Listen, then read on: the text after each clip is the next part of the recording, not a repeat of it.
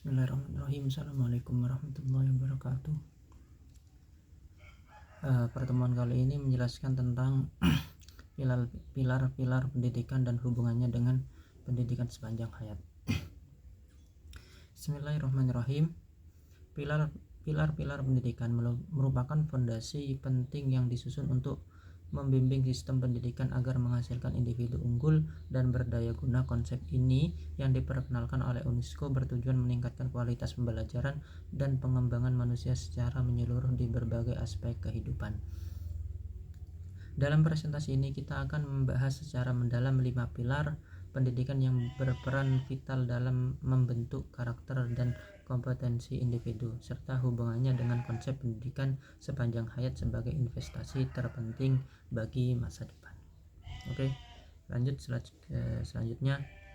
Sekarang pengertian tentang pilar pendidikan. Yang pertama, definisi pilar pendidikan. Pilar pendidikan adalah kerangka dasar yang berfungsi sebagai panduan dalam merancang sistem pendidikan yang efektif. Jadi pilar ini digunakan untuk agar pembelajaran itu lebih efektif. Selanjutnya, asal usul konsep. Konsep ini diperkenalkan oleh UNESCO sebagai upaya bersama untuk menguatkan sistem pendidikan global. Jadi agar pendidikan global itu tidak surut atau mengalami kemunduran, dibentuklah pilar-pilar pendidikan ini.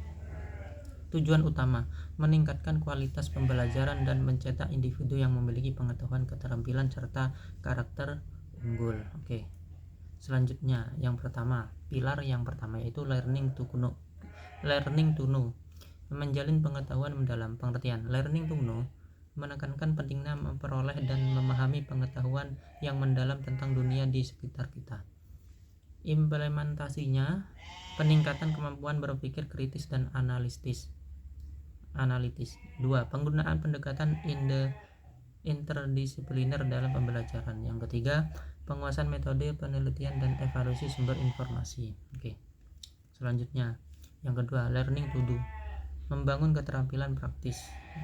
Fokusnya yaitu pembelajaran yang mengasah keterampilan praktis dan kemampuan menerapkan ilmu dalam kehidupan dan pekerjaan nyata.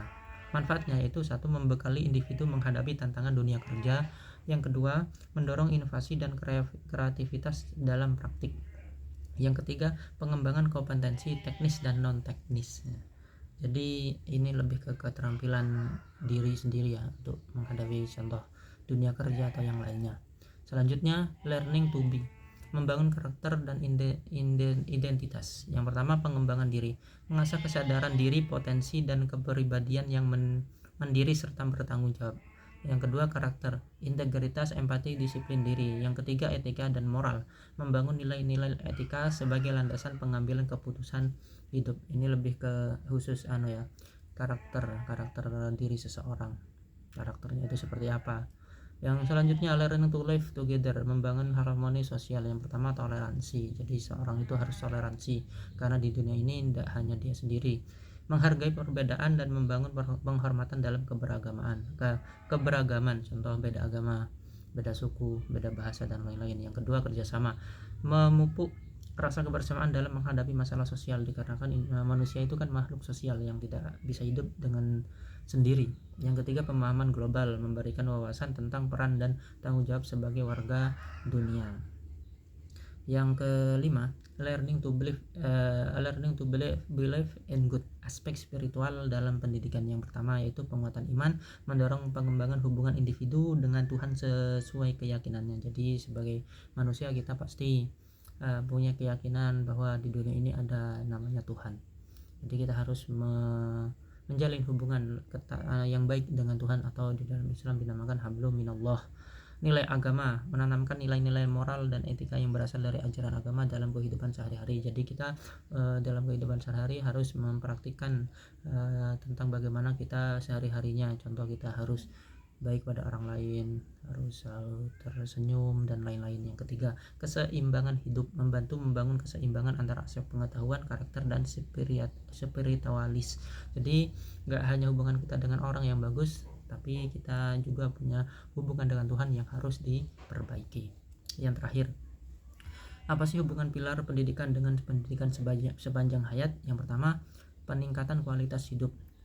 Belajar sepanjang hayat dapat memperkaya pengetahuan, keterampilan, dan karakter individu secara berkesinambungan. Jadi kalau belajar itu gak boleh nanggung, harus totalitas mulai awal sampai akhir. Yang kedua, kemajuan masyarakat. Individu yang terus berkembang menciptakan masyarakat yang harmonis dan bermakna. Yang ketiga, investasi masa depan. Pendidikan sepanjang hayat adalah investasi terbaik untuk membangun generasi unggul yang siap menghadapi tantangan global. Jadi kita agar tidak mudah terbawa zaman, kita harus mempunyai pengetahuan yang mapan. Mungkin itu aja yang bisa kami sampaikan. Assalamualaikum warahmatullahi wabarakatuh.